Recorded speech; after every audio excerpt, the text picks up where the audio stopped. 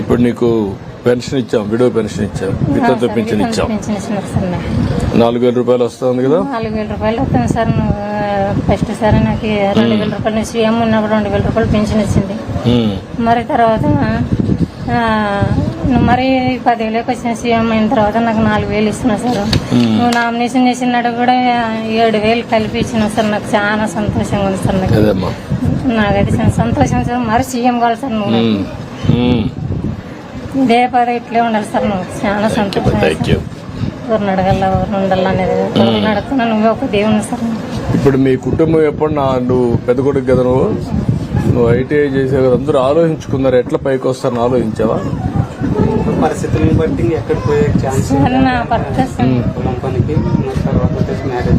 నీ మరి చదువుకున్న లేదంటారు ఊర్లో ఐటీఐ కానీ అట్లా చదువుకున్న వాళ్ళు?